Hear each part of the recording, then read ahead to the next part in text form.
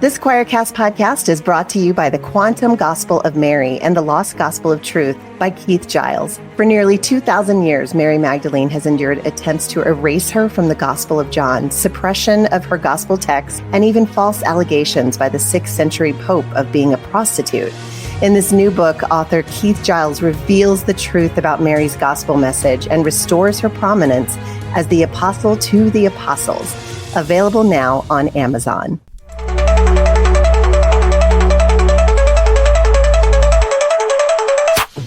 Welcome to the Unbelief Podcast, your journey, actually our journey together beyond inherited beliefs to a spirituality that works for you. I'm your host, Jeremy. I'm a deep skeptic, also a pastor. We can fix that later, right? No?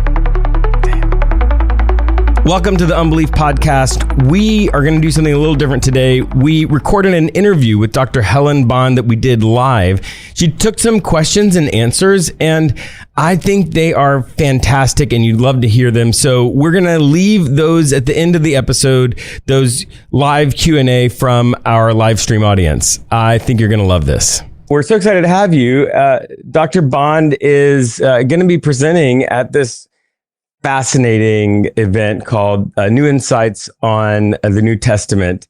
It's September 26th through the 28th.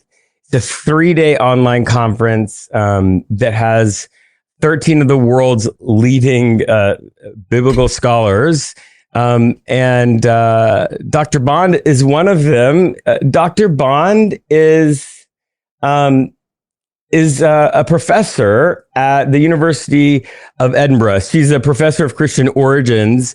Her research really focuses on the historical Jesus, the Gospels, the first little bit of Christianity.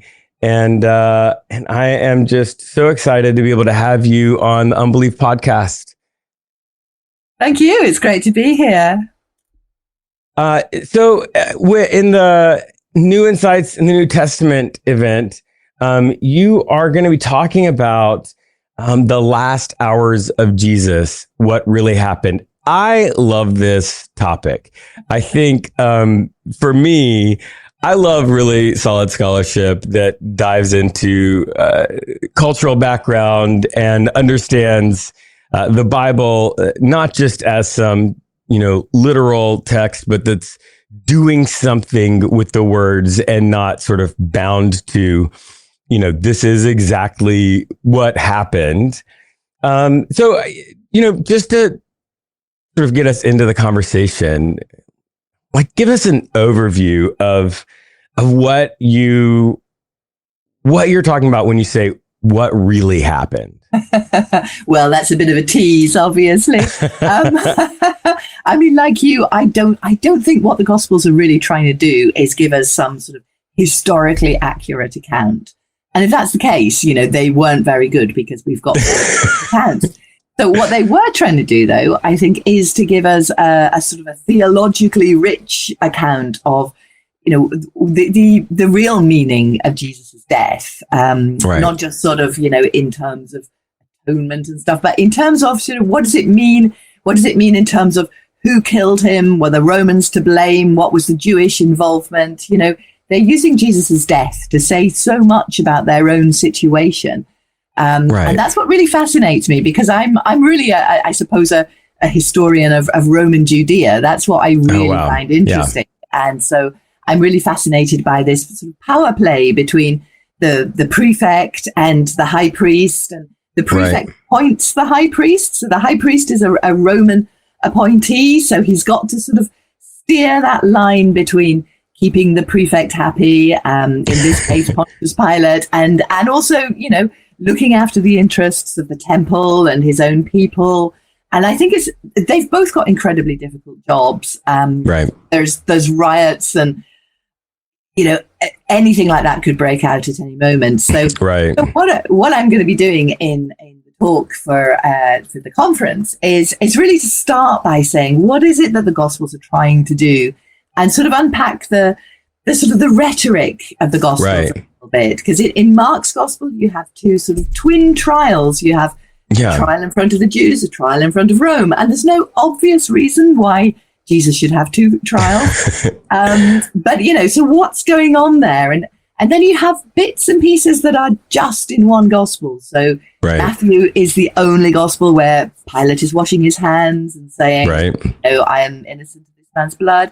And then in Luke's gospel, that's the only one that has the trial in front of Herod. So a lot of what I'm going to be doing is at least starting off by saying, what is it that the gospels want to understand by this? And then once we've tried to kind of work that out, we'll go back behind those and with the benefit of Josephus, because we are so lucky. And I think people don't often realize, there is no Roman province apart from, Italy, for which we have so much information. Josephus is just a gold mine. And obviously you have to be careful when you're using his writing. He's got his own agenda, his own spin on things, but we have so much information about first century Judea from Josephus, also from archaeology. We have a really good picture of what life was like 2,000 years ago. And Josephus is particularly good on the social, political kind of, particularly the hierarchies, the elite, and of course that's the group that got rid of Jesus. So in this case, normally we want to know about the ordinary people. But in this case, I think it's fine that Josephus is talking about the elite. So we can compare. Yeah. I mean, there's other characters a little bit like Jesus, and we can compare what happens to Jesus with what happens to them. Yeah, now you bring up Josephus, I'm fascinated by him, and I also am fascinated. I think if I'm remembering it right, there's this one passage where, because he's not perfect, right? But there's the one passage where he's talking about a battle that happens. Like, where's it? I almost want to. I'm sorry, I can't remember the name. Where they like build a pathway up to this plateau, and it appears that he actually didn't go all the way up. Well, I mean, he's getting his information from a variety of places. Some of it, doubtlessly eyewitness, but for sure. It's like all eyewitness testimony. It's been shaped in the telling, and people's own interests kind of shape what they tell, what they forget, the way they spin it. So, yeah, you have to be careful with him, but then you have to be careful with anybody. For sure. And yeah, I mean, he's an amazing resource for all of this information about the first century and the aristocracy, that aristocratic priesthood that's so important. So important. Yeah, he's part of it. I mean, he is an aristocratic priest himself. Right. So, he knows them thoroughly. Yeah. And I love you use that word spin, right? That is definitely something that we are aware of in our modern discourse as well. And I'd love to hear, when we're talking about the gospel accounts of the Passion, what is the spin? Or maybe a better way to say, what are some of the literary or theological motives that you feel like are shaping the Passion narratives? I think definitely trying to move some of the blame for Jesus's crucifixion away from the Romans and onto the Jewish aristocracy. Interesting. I mean, that's definite, because crucifixion is a Roman penalty. Right. If Jesus ended up on a cross, it was Pilate who sent him there.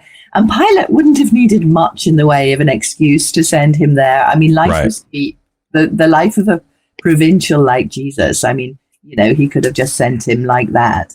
But the Gospels make out that there's this sort of high level drama between the Jewish leaders, the aristocracy, and Pilate, and they are the prime movers. Even in some accounts, that they're pushing Pilate into it. That he doesn't want to do it, and they keep kind of John's account. We have no king but Caesar, and then Pilate does it. So yeah, I think you've got an interesting kind of dynamic going on there in the Gospels. But I think overall, what they're wanting to do is to suggest that although Jesus died on a Roman cross, you can't really blame the Romans. And more importantly, perhaps, Jesus isn't really a troublemaker, according to Rome. Because, I mean, that's the big worry, that people are going around talking about Jesus. New converts think, yeah, I like what you're saying about Jesus. I like this message.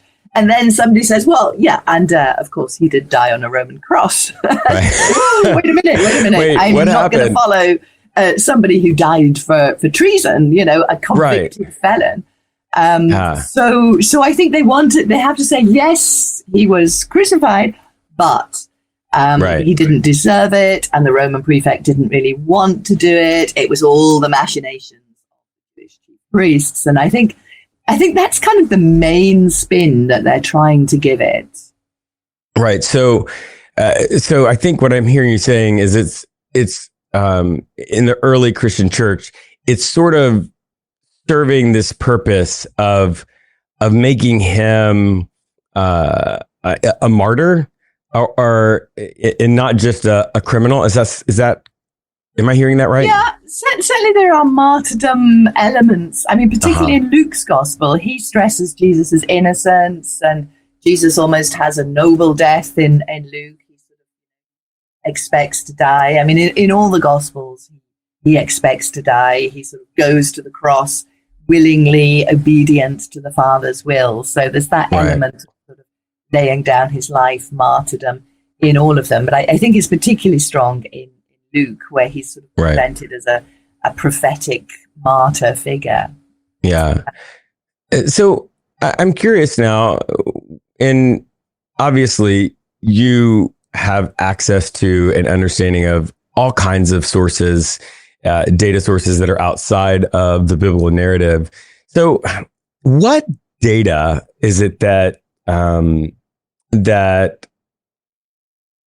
undermines this idea that Jesus underwent a Jewish trial? Yeah, well, I mean, you can start with the Gospels themselves. They are all very different. In Matthew and Mark, he has a proper trial. In Luke and John, it's more of a preliminary hearing. So, that's quite different. There's a formal verdict in Matthew and Luke and not in the other two. But then when you look at the way that justice works in Judea in the first century, there's actually, people talk about a Sanhedrin, this council of judges. There's actually no evidence for a Sanhedrin, at least no council. No, this is a complete sort of myth. When the Gospels talk about the Sanhedrin, I think what they're meaning is, I mean, the word Sanhedrin just means a sitting down, a council, a group of people kind of getting together. So when they say the Sanhedrin, I think they just mean that group, that council. And as far as we know, when people were judged in the first century, I mean, for a major crime, because a small crime, nobody cares really. But for a major crime, the high priest is the main judge, and he would just sort of get together anybody else who he thought would be useful. So he might gather together a few of his family members, other chief priests, maybe a couple of Pharisees, other people who maybe knew something about it, but they'd all be aristocrats, they'd all be friends. It would be his little group. And he'd just sort of summon a few people to listen to a trial with him. And that was called a Sanhedrin, a council, a group of people. And that seems to be the way that it worked. It was just an ad hoc group summoned by the chief priests. It wasn't a kind of a fixed thing. People talk about, I mean, in centuries later in the Mishnah, they talk about a council of 71 made up of Pharisees, Sadducees. But that doesn't seem to be the first century. So again, you keep sort of finding things that don't quite work in the first century. Just like, in a film today, we love the big courtroom drama, to the end, and then you get the courtroom drama and, the person is found to be guilty or not guilty. And ancient biographies have a bit of that too. There are other biographies like the Gospels that sort of end with this sort of, the heroes standing in front of the judge, the emperor, whoever it might be, and kind of giving their defense. So So this is a literary thing that's known in the ancient world just as much as it is today. And it's just high drama, you know? Yeah. Yeah. So I guess this is really fascinating. So the idea of the Sanhedrin, it never like an official group. That never was the case. There was never one of those. No, there was never an official sort of formal trial, formal group like that. No. When the rabbis talk about it much later, there they seem to be kind of it's their sort of their, I don't know, fantasy group. You know, it's what they think the land ought to be judged by. You know, they think the best thing would be this group of 71 people. But when you think about it, 71 people, right? Group. It's huge. So yeah, the chances of being able to kind of get all those people together, or even half of them at short notice. So right. So and everything. I mean, when you read Josephus, there's no sign of this Sanhedrin at all. Right. And you know why? There's no reason why he would be quiet about a Sanhedrin. Right. Instead, the picture you get from Josephus is that the chief priest just summons a few people to advise him. So the high priest is ultimately in charge. Right. And he might have a group of advisors to help him out. You know, what's the best thing to do about this man? What should we do? Yeah. Yeah. So what about, I mean, there's this fascinating little character in the Passions narratives, Barabbas. Right? Yeah. What's going on there? He's really curious, isn't he? Because, you know, the name Barabbas means son of the father, which is sort of a little bit creepy. And then in Matthew, he's called Jesus Barabbas. So he's Jesus, son of the father. And it's very interesting that he's sort of dropped in this trial. He's there in all four Gospels. Yeah. And he's sort of compared with Jesus. Do you want Christ? Do you want Barabbas? So yeah, I mean, I'm going to be talking about him a little bit in the in the lecture for the conference, and I don't want to give away too many secrets right just now, but I do think he probably was a historical person, but he somehow kind of got entangled in the story. So fascinating. Yeah. Wow. So one last piece of the story. The rich man's tomb. Oh yeah. Yeah. Give us a little tease so that we come see your talk at the conference. Okay. Because the conference is, just for everybody to know, the conference, the New Insights on the New Testament, September 26th to 28th. It's actually an online conference, so people don't have to go anywhere. They can actually listen to your whole thing online. But what about this rich man's tomb? Yeah, so the Gospels suggest it's a rich man's tomb. It's a new tomb. It's never been used before. And you get this picture of sort of a grand mausoleum, something like that. You know, Joseph of Arimathea is quite a well-to-do member of the council and all of this. And then again, there are some people who say, rightly, that victims of crucifixion were normally not buried. I mean, it's part of the horrendous nature of crucifixion that you are up there, you're naked, you're exposed. It's deeply shameful. And part of the horrific nature is that, you know, once you die, you're just eaten by the crows and the dogs, and your life is just snuffed out. The remembrance of you is gone. You're not buried. So those are usually the two alternatives. But I think there is another alternative there, and that's that there was another kind of burial, and that's what I'm going to be talking about. And you know, you can completely understand why Christians wanted to give Jesus this nice burial. Right, you know, of course. Everybody wants to think of their loved ones as having a burial. But there are some indications that Jews could be buried after crucifixion, particularly at feasts. So I'm going to go along the burial line, but in a different kind of way. Fascinating. Okay, so you have also done some really beautiful work around female disciples of Jesus.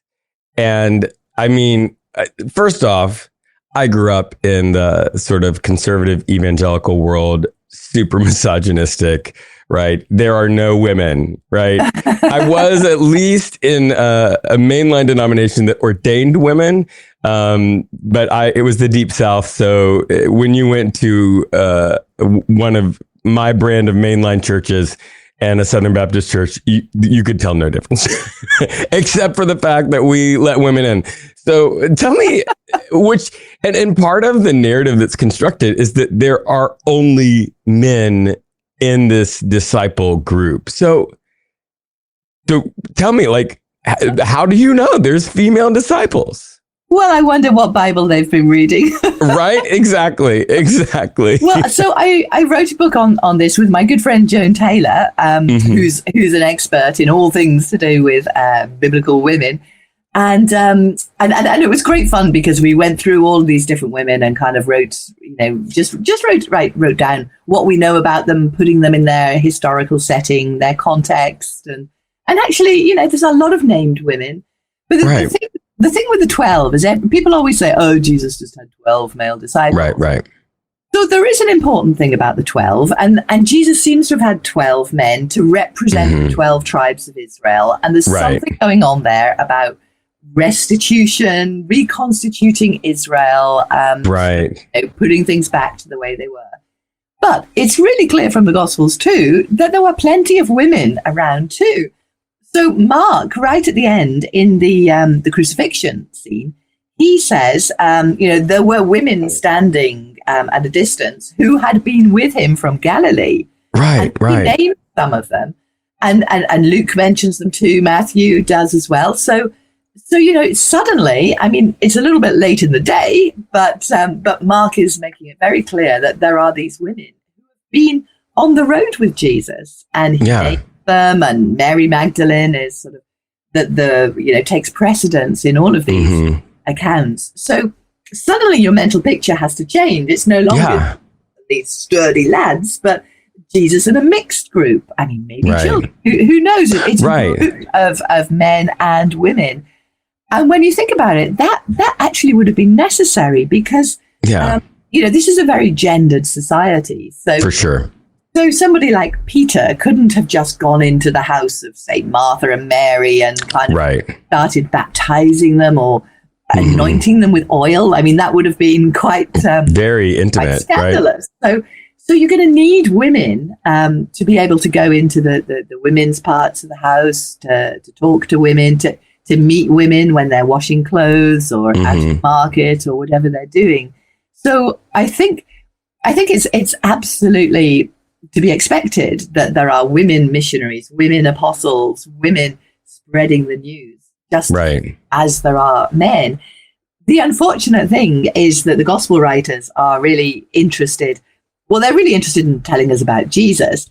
But then when it comes to Acts and the spread of the gospel, the author of Acts is sort of focusing the light on the men because he's interested in spread, first of all, to Jerusalem and then the spread to Rome. And it's these men that are doing it. And the women just kind of, disappear. Fade off, It's also important, I think, to remember that, the earliest Christians thought that the end of the world was coming very soon, that God is going to come and intervene and establish his kingdom.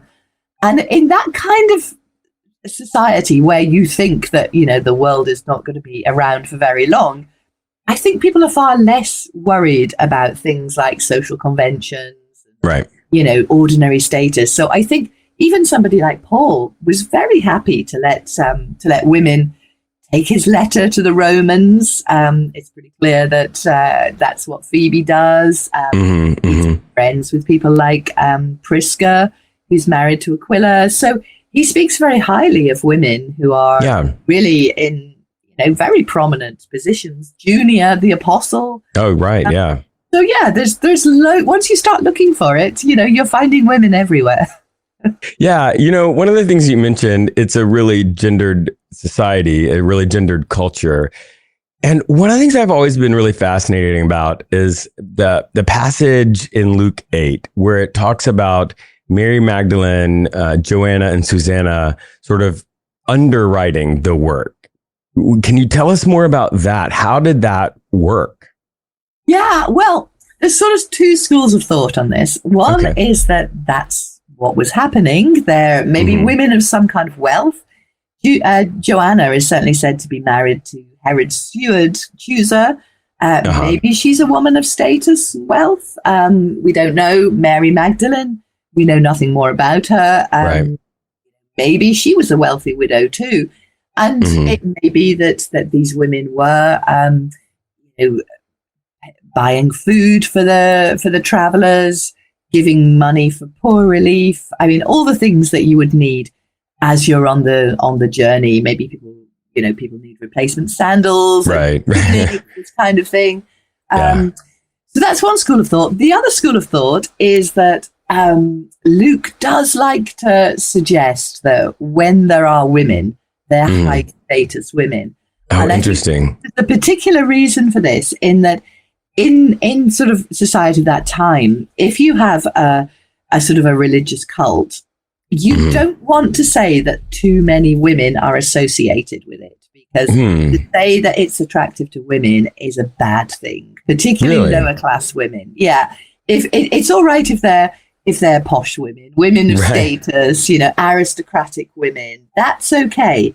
But if you say, there's a load of women, working class women associated with this, that's a way to kind of defame a group, to say that really lots of women. And that's exactly what Celsus does in the 2nd century, where he's saying that Christianity is no good. He says, there's loads of women and beggars and, all of these people. So it may be that what Luke is trying to do here, and this forms a pattern elsewhere, he does try to sort of up the status whenever he mentions women, they're aristocratic women or rich women, or so that's also possible. I mean, of course, both could be true. It might be that for sure. Luke is emphasizing that they're rich women, and actually they were rich women, and they were bankrolling the. But as with all these things, you have to be a little bit cautious. Right. I'm curious because when in the popular idea amongst people who are talking about the Bible, especially people who are not scholars, is that women couldn't own anything during that time. So in order, obviously, for Luke's statement to be believable, there has to be some way for women to have control over resources. So how did that work in the 1st century? Yeah, I think one of the difficulties is that there's a difference between sort of legally what people could do and what they actually could do. Legally, it may be the case that you can't, most of the time, women can't own things because they're in the ownership of the male head of the family, who would then leave them to sons or male relatives when they died. But it seems pretty clear that men did realize that their daughters or their wives could be left in financial hardship on their death. And so you do have plenty of references actually to men gifting things to their daughters, or leaving something to their wives. And of course, if a man was rich, then a wealthy widow would actually have been in a reasonably good position. She would have had a strength of independence. And we do have inscriptions from wealthy women who were able to sort of be a benefactor of their groups. I mean, you're talking sort of high status women there, but even lower down the level, I think men did try to leave something to their women. They could. Though, of course, that didn't always work. And, the Old Testament prophets talk about the plight of widows who are left with no son to look after them. And they're really in a very difficult position. But we shouldn't assume that no women had any kind of wealth. It might have been possible in some situations. Yeah. So what is it? What are some of the things when you talk about reclaiming these stories, right? What is your motivation? What are you hoping is an outcome of reclaiming these stories and, identifying these women as part of the disciples of Jesus? For me, it's more a question of historical accuracy, really. Right. I mean, it's not so much that I want to it's not so much a religious sort of, I want to think with Prisca or anything like that. Though, I mean, I think these stories have a great deal of potential to be, used in church services, liturgy, that kind of thing. And, and a lot of women do find it very helpful to think about women from the Jesus movement past. And, it's that whole role model thing. You need to be able to see women in the story. But for me, as much as anything, it's partly, to a large extent, reclaiming this almost hidden part of the story. It's not just a story of Jesus then and the male story of how the movement expanded, but I'm also very interested in what was happening in rural Galilee. How did people in these sort of small villages, how did they act out their Judaism? How did they respond to the message? All these things that we don't really know very much about because the authors of the Gospels are not really telling us. But I think we can kind of, have a little look around and we can put some ideas together. So it's really about kind of raising the women, restoring them to their place. And seeing a much more sort of variegated landscape. Mm-hmm. So, when you do your little look around in Galilee, what is the life of these women like? How do they practice their faith?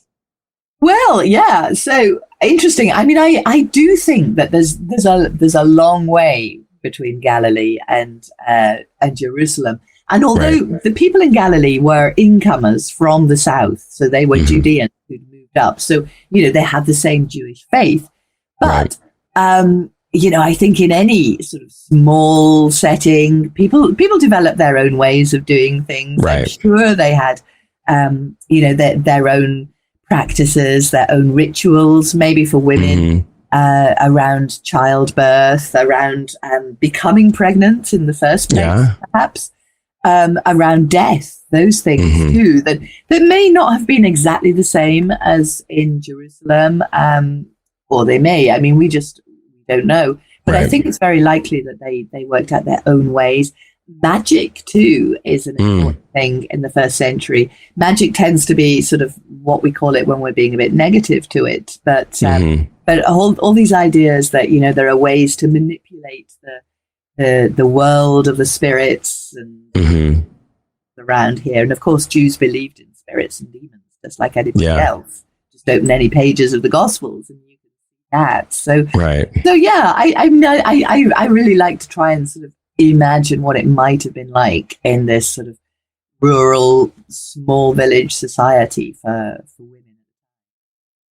Yeah. So when the gospel writers are, having Jesus grow up where he does, in that world, when people hear that, right, they have there's a connotation to it, right? There's an association with, the people from that area. What does that do? What color are they giving to Jesus by having him begin where he does? Yeah, well, it's very interesting, actually. The Gospels talk about Jesus from Nazareth, but they call it a city. Right. So they say the polis, the city of Nazareth. And sort of commentators in the past would just say, silly old Gospel writers, they didn't know. I mean, we know now that Nazareth was this village of about 500 people, so it's relatively small. But the Gospel writers didn't know. I think they knew exactly what they were doing, because in the ancient world, to say you're from a village, a country bumpkin, is again a way of demeaning somebody. And again, to go back to Celsus in the 2nd century, this philosopher who had a lot to say about how bad Christians were. One of the things he says is that, the founder was a country bumpkin, basically. So the Gospel writers make out that he's from a city, And as you go, I mean, by the 2nd century, the proto-evangelium of James, a sort of prequel to the Gospels, says that Mary was sort of from a well-to-do family, and they're giving Jesus sort of a more impressive background. But probably very few people knew anything about Nazareth in the 1st century. Josephus doesn't mention it at all, even when he's in the area. So I think that just underlines how small it was. Well, so thank you for coming. And, we are live right now. And I want to say again, you are speaking at this conference, New Insights on the New Testament, and people should definitely check that out. It's an online conference. You're going to be talking about what really happened in the last hours of Jesus's life, last days of Jesus's life. But if you are in our live audience and you'd like to ask a question of one of the scholars, I'd just like to invite you to put a question in the chat, whether you're on Instagram or TikTok or YouTube. And we've got just a little while left with Dr. Bond, and I'd love to see if you have any questions. And we'll see if we can answer them. But go ahead and put those in those chats. I can tell you that it always takes, there's like a lag, Dr. Bond, between when we say something and when people actually hear it. So while that lag is happening, I guess we're going to talk to the average person reading the Bible, what would be your sort of main thing that you'd like to say, like when you are reading the Bible, this? I don't know. I mean, people read the Bible for so many different reasons, don't they? If you're reading it as a Christian, I think you read it very differently to the way I might read it as a historian, trying to get back behind these texts. I'm interested in how these texts are literary compositions, how they fit in with the sort of the literature of the day, what they're trying to do. So, I think there's just very different ways of reading a text. I always find it interesting to look at the differences and similarities too between the Gospels. Most people think that Mark was the first Gospel, and Matthew and Luke copied off Mark, and then John probably copied off all of them. So, if they all know each other, why are they telling the story differently? What is it they're trying to do, and what does that say about what was important to them? Because clearly, what's important to us is truth, actual facts, right? But they're clearly not bothered about facts. And actually, nobody in history was interested in facts until kind of, I don't know, the 18th century. I mean, people have a concept whether something happened or not, but the idea that truth is found in facts is a pretty sort of limiting one, really. I think truth is found in poetry and myth, all these other. So we've got a question from the name in TikTok is Socrates. So but Socrates is asking, why did Mark's gospel end so abruptly? Yeah, well, people used to think that there was a bit missing, that he had carried on and the last page had sort of got disconnected. That's not a very popular opinion nowadays. There's no evidence for Mark carrying on beyond 16:8. Obviously, those verses we have in modern Bibles were much, much later. So nowadays, people do think that he deliberately aims to end at 16:8. I mean, everything has been said. Jesus has died. He's risen again. The tomb is empty. This angelic figure has said to the women, he has been raised. He'll go before you to Galilee. So in a way, what more is to be said? That's kind of the story. And Mark's gospel is quite sort of, he likes mystery. Mm-hmm. He likes the element of secrecy, things Mm-hmm. not being quite so tied up as you'd like them. Yeah. And so I think it fits in quite well with Mark's gospel to sort of end on this slightly odd note. The women ran away because they were scared. Right. What happened. In a way, it sort of invites the reader in, Right. What are you going to make of this? Are you going to believe it, or are you just going to walk away? Yeah. What's your response? And people sometimes say that's a very modern way of reading, but I don't think it is. Mm-hmm. A lot of ancient ends in a sort of odd way. Mm-hmm. So Mark isn't the only one. Yeah. Okay. So on Instagram, Samuel Meyer is asking, how would the Jewish tradition of leaving the recently dead for 3 days before really believing a person was dead influence the death of Jesus?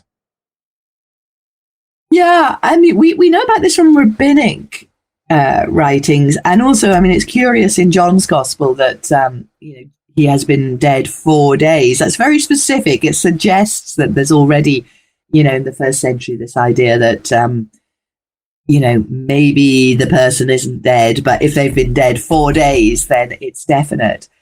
And that may well have been part of the sort of the insistence that Jesus has been dead in the tomb for 3 days. And I think probably rumors were going around that Jesus hadn't died, because in Mark's gospel, the author seems very, very keen to really nail it down. When Joseph of Arimathea comes for the body, goes to Pilate, it seems kind of overdrive. Pilate asked the centurion, "Is he dead?" "Yes, he's dead. He's definitely dead."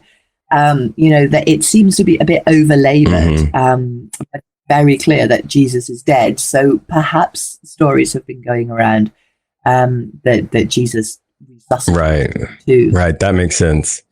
All right. So another user or viewer on Instagram says, Ponu Elizabeth says, who do you think was the beloved disciple that was with Jesus till the end? Traditions say it's John, but they've heard Dr. James H. Charlesworth suggest it might have been Thomas too. Was the beloved disciple just like a literary creation? I think so. Yeah. I mean, yeah, so people have speculated on who the beloved disciple was. John Zebedee is a popular one. Charlesworth, says Thomas. Lazarus is also sometimes suggested because he's the only male that Jesus has ever said to love. But I don't think any of those. I mean, it's possible that sort of he's based on a real character, from decades earlier. But in the text as we have it, I think the beloved disciple is a sort of idealized disciple. He responds in the right way to everything. So he's leaning on his breast at the Last Supper. He goes to the tomb.